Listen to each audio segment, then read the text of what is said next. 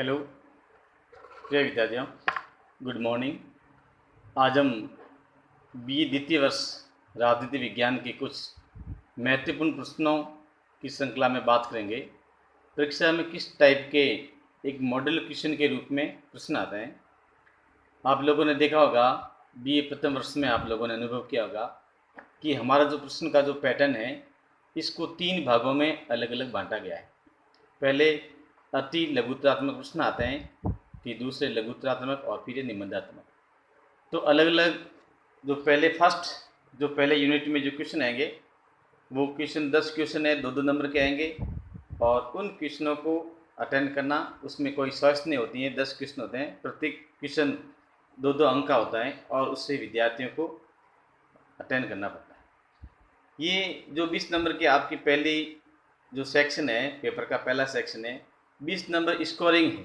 कई विद्यार्थी देखते हैं कि अक्सर जो नियमित अध्ययन करते हैं, क्लास को नियमित अटेंड करते हैं या पुस्तकों का अध्ययन करते हैं, वो विद्यार्थी इन पहले सेक्शन में पूरे में से पूरे 20 अंक लेके आते हैं। यानी कि आपका एक स्कोरर मार्क्स है, क्योंकि इसमें गलत प्रश्न की बहुत कम गुंजाइश रहती है। इसमें ये भी नहीं है कि आधा मिल गया या आधा नहीं मिला, या तो आपका पूरा सही रहेगा या फिर आपका पूरा गलत रहेगा। क्योंकि इस टाइप की जो क्वेश्चन होते हैं, कुछ फैक्ट या इंफॉर्मेशन को लेकर के क्वेश्चन आते हैं कि इसमें ये देखने का प्रयास किया जाता है एग्जामिनर द्वारा कि स्टूडेंट का आईक्यू नॉलेज कितना है, या वो किस प्रकार से इंफॉर्मेशन के जो क्वेश्चन है उसको अटेम्प्ट कर पाते हैं, उनकी मेमोरी का लेवल क्या है। तो इस टाइप की जो क्वेश्चन आते हैं, आज हम उस प्रश्नों के बारे में बात करेंगे कि इस टाइप के जो प्रश्न आते हैं, एक मैं आपके बीच एक मॉडल क्वेश्चन पेपर के रूप में आपके बीच में अवगत कराऊंगा और कुछ क्वेश्चनों के साथ साथ में मैं उसका आंसर भी आपको बताऊंगा कि इस टाइप के क्वेश्चन के आंसर आपको किस प्रकार से लिखने हैं। जैसे एक प्रश्न है, अरस्तु के अनुसार दास प्रथा के 2 प्रकार बताइए। यानी कि अरस्तु ने दास प्रथा के बारे में कौन कौन से प्रकारों के बारे में बात की है। आपको यहाँ पर 2 प्रकारों के बारे में बात करनी है। इसका उत्तर है, पहला है स्वाभाविक दास प्रथा या प्राकृतिक दास प्रथा। दूसरा है वैधानिक दास प्रथा। यानी कि दास प्रथा के 2 रूप बताए, स्वाभाविक दास प्रथा और वैधानिक। आपने इस टाइप का लिख दिया है, आपको 2 में से 2 पूरे अंक मिलेंगे। स्वाभाविक दास प्रथा के बारे में अरस्तु बताते हैं कि कुछ मनुष्य जन्म से ही विवेक शून्य होते हैं या कम बुद्धिमान होते हैं। ऐसे व्यक्ति को एक राज्य के हित के लिए दास के रूप में उन्हें स्वीकार करना एक उचित रहता है। तो इस प्रकार टाइप के जो होते हैं, उसको अरस्तु ने कहा कि ये एक स्वाभाविक या प्राकृतिक रूप से दास है, क्योंकि उसमें बुद्धि का जो विवेक है वो बहुत कम होता है। दूसरे ने कहा कि वैधानिक दास प्रथा, यानी कि ऐसे जो दास जो एक राज्य द्वारा किसी दूसरे राज्य के ऊपर जो युद्ध किया जाता है और युद्ध में जो व्यक्ति बंदी बनाया जाता है, तो उसे हम एक वैधानिक दास के रूप में कहते हैं। यानी कि जिस राज्य की पराजय हो जाती है और पराजय राज्य के जो सैनिक होते हैं, जिन्हें युद्ध बंदी के रूप में युद्ध में बंदी बनाया जाता है, तो इस टाइप के जो होते हैं उसे कहते हैं वैधानिक। स्वाभाविक और वैधानिक।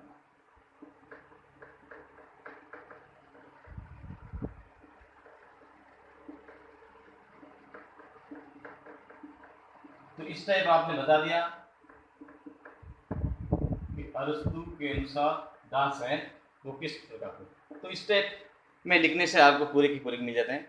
दूसरा क्वेश्चन हम कहते हैं कि अरस्तु के दासता सिद्धांत की कोई 2 दोष बताइए। यानी अरस्तु ने जो दास के बारे में कहा है कि दास प्राकृतिक भी है और दास वैधानिक भी है, तो इसका दूसरा प्रश्न वापिस इससे एंटी में जाता है कि इसके दोष कौन से हैं, इसके डीमेरिट क्या है।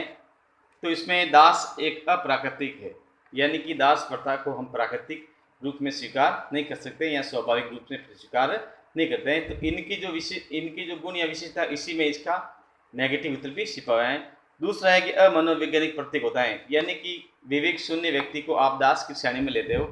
वैज्ञानिकों ने इसको एक मनोवैज्ञानिक कहा है कि ऐसा मनोवैज्ञानिक कोई रीजन नहीं है कि किसी व्यक्ति में अगर विवेक शून्य है तो उसको आप दास की श्रेणी में रखोगे। इस प्रकार से तो उसका प्रकृति ने उसका शोषण किया, तो इसका मतलब व्यक्ति भी उनके साथ में शोषण करता है। तो इस प्रकार से इस टाइप की जो व्यक्ति हैं उसके साथ में मिसबिहेवियर नहीं किया जाना चाहिए। तो इस प्रकार से इसकी 2 आलोचनाएं। नेक्स्ट बात कहते हैं कि अरस्तु की न्याय व्यवस्था से संबंधित कृति है। यानी अरस्तु ने की जो न्याय व्यवस्था है इसके बारे में अरस्तु ने कौन सी बुक्स के बारे में बात की है, तो वो उसकी बुक्स हैं इथिक्स, ठीक ना। जिस प्रकार से हम प्लेटो का जो रिपब्लिक है, प्लेटो का जो रिपब्लिक ग्रंथ जो न्याय से संबंधित जिसको ग्रंथ कहा गया है, तो उसी प्रकार से इथिक्स नामक जो एक कृति है जिसमें अरस्तु ने न्याय व्यवस्था के बारे में, जुडिशियल सिस्टम के बारे में बताने का प्रयास किया है। नेक्स्ट हम बताएं कि अरस्तु की अध्ययन पद्धति कौन सी है या अरस्तु की अध्ययन पद्धति थी। इस टाइप का जो क्वेश्चन आता है, यानी अरस्तु ने जो अपना अध्ययन किया था वो कौन सी पद्धति है, तो उसका नाम है आगमनात्मक पद्धति। आगमनात्मक पद्धति। तो इस टाइप की जो पद्धति प्लेटो के जहाँ बारे में बात करते हैं, तो प्लेटो ने निगमनात्मक डिडक्टिव मेथड के बारे में बात की थी, ये इन डिडक्टिव मेथड के बारे में बात करता है। तो जो डिडक्टिव मेथड होता है, डिडक्टिव मेथड यानी कि निगमनात्मक जो पद्धति होती है वो सिंपल टू कॉम्प्लेक्स, यानी कि साधारण से या सरल से विशेष की और उसका अध्ययन किया जाता है। अरस्तु ने उसके गुरु प्लेटो के ठीक विपरीत आगमनात्मक इन डिडक्टिव मेथड का प्रयोग किया है और ये कहता है कि कॉम्प्लेक्स टू सिंपल। तो इस टाइप में ये जो बात रखता है। नेक्स्ट बात करते हैं कि अरस्तु की कोई 4 अध्ययन पद्धतियों के बारे में बताइए, यानी अरस्तु ने कौन कौन सी 4 अध्ययन पद्धतियों के बारे में बात की थी। पहली है ऐतिहासिक विधि, दूसरी है स्व उद्देश्य विधि, और तीसरी है सादर्शी विधि, और चौथी है विश्लेषणात्मक विधि। तो इस टाइप में इसकी जो 4 विधियां हैं इसके बारे में आपको लिखना है।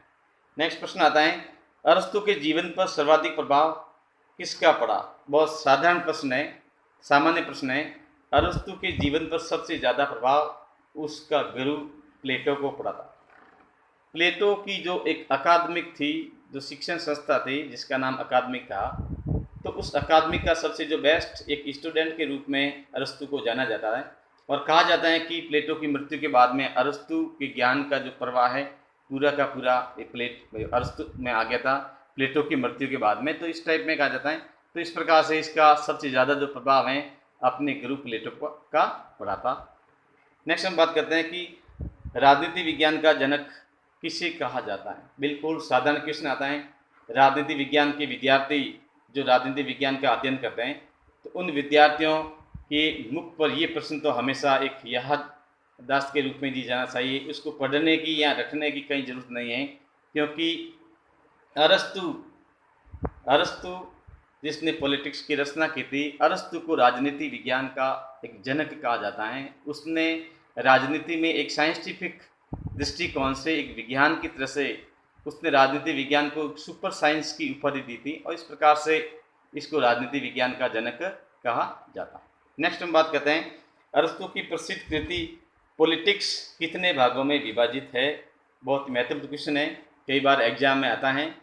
हम लोग ये तो मालूम पड़ जाता है कि पॉलिटिक्स किसने लिखी थी या अरस्तु की प्रमुख पुस्तक कौन सी है, लेकिन पॉलिटिक्स को कितने भागों में डिवाइडेड किया गया है, अक्सर विद्यार्थी ऐसे प्रश्नों का उत्तर देने में असमर्थ रहते हैं। जिन्होंने बुक्स का अच्छी तरह से अध्ययन किया है, तो इसमें मैं आपको बता देता हूँ कि 8 भागों में जो इसकी पॉलिटिक्स है वो 8 भागों में विभाजित है। तो इस टाइप के जो क्वेश्चन आते हैं, तो आप लोग इस प्रकार के क्वेश्चन के बारे में देखेंगे। नेक्स्ट हम बात करते हैं कि अरस्तु को प्रथम राजनीतिक वैज्ञानिक की संज्ञा किसने दी थी। अच्छा प्रश्न है, कई बार बहुत बड़ा प्रश्न भी आता है कि राजनीति विज्ञान में या अरस्तु राजनीति विज्ञान का प्रथम जनक है, या अरस्तु को राजनीतिक विज्ञान का जनक क्यों कहा जाता है, या एक वैज्ञानिक दृष्टिकोण के बारे में बताइए। तो इसमें ये बताने कि अरस्तु को प्रथम राजनीतिक वैज्ञानिक पॉलिटिकल साइंटिस्ट के नाम से किसने पहचाना है, तो ये मैक्सी जो प्रसिद्ध राजनीतिज्ञ हैं जिन्होंने इसको एक राजनीतिक वैज्ञानिक के रूप में संज्ञा दी है। नेक्स्ट हम बात करते हैं कि अरस्तु के अनुसार कौन कौन नागरिक नहीं हैं, यानी बहुत इंपॉर्टेंट बात है कि अरस्तु ने जो नागरिकता का सिद्धांत दिया था, हमने अरस्तु वाला जो टॉपिक पढ़ा था, अरस्तु का जो नागरिकता सिद्धांत है प्रिंसिपल ऑफ सिटीजनशिप के बारे में हमने बात की थी। तो उसने बताया कि नागरिक कौन है।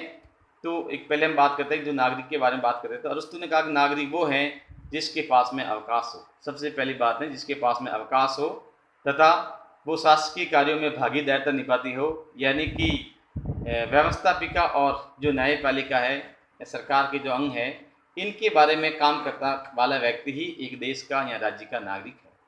फिर ये बात करते हैं कि कौन कौन से ऐसे व्यक्ति हैं जिनको नागरिकता की श्रेणी में नहीं लिया जा सकता है।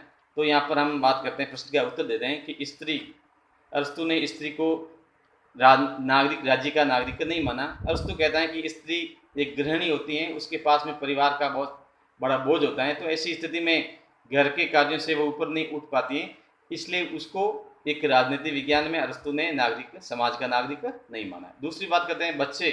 अरस्तु ने बताया कि बच्चों का जो IQ लेवल होता है, मेंटलिटी उसकी लॉ होती हैं, उनका संपूर्ण मानसिक विकास नहीं होता है, तो मस्तिष्क का संपूर्ण रूप से विकास नहीं होने के कारण बच्चे राज्य की एक नागरिकता के रूप में वो स्वीकार नहीं किया जा सकता है, या बच्चे राज्य के विकास में सहयोग नहीं दे पाते। तीसरी बात की दास। अरस्तु ने कहा कि दास के पास में स्वाभाविक है कि दास एक राज्य के में एक साम्राज्य के रूप में, साम्राज्य में एक राजा के एक सेवक के रूप में काम करता है, तो उसके पास में बहुत सारे कठिन वर्क्स होते हैं, कठिन कार्य होते हैं, जिस कारण से वो एक राज्य की नागरिकता की श्रेणी में नहीं आता है। फिर बात करता है वो श्रमिक, खेतीहर, मजदूर या किसान। उसने कहा कि श्रमिक वर्ग में जो काम करने वाला व्यक्ति है या मजदूर है, मजदूर को राज्य का नागरिक नहीं मान सकते, क्योंकि उसके पास हार्ड वर्क करता है, वो अपने परिवार का पालन पोषण करने के लिए कठिन परिश्रम करता है, और ऐसी स्थिति में उसके पास में अवकाश नहीं पाया जाता है, अतः वो भी राज्य का नागरिक नहीं। फिर बात करते हैं वृद्ध, बूढ़े आदमी। राज्य में जो वृद्ध को भी उन्होंने कहा कि राज्य का नागरिक नहीं हो सकता, क्योंकि उसने कहा कि वृद्ध के पास में एक तो वो शारीरिक रूप से कमज़ोर हो जाते हैं, और धीरे धीरे उम्र के साथ साथ में मानसिक संतुलन भी उसका ठीक ठाक नहीं रहता है, तो ऐसी स्थिति में कहा कि वो एक शारीरिक रूप से दुर्बल हो जाता है, तो ऐसी स्थिति में वो राज्य की नागरिकता के बारे में अपनी भूमिका नहीं निभा पाते, इसलिए उसने कहा कि वो व्यक्ति भी नहीं हो सकता। फिर उसने कहा कि जो अगर कोई व्यक्ति विदेशी है या किसी व्यक्ति ने विदेशी नागरिकता ग्रहण कर रखी है, तो ऐसी स्थिति में भी वो व्यक्ति राज्य का नागरिक नहीं हो सकता, क्योंकि उसके पास में ऑलरेडी विदेशी नागरिकता है। अगर आप उसको राज्य की नागरिकता प्रदान करेंगे तो हो सकता है कि वो जो जिस देश का नागरिक हैं वो उस देश के बारे में ज़्यादा चिंतन करेंगे, इसलिए ऐसे व्यक्तियों को भी नागरिकता देना कोई उचित नहीं माना है।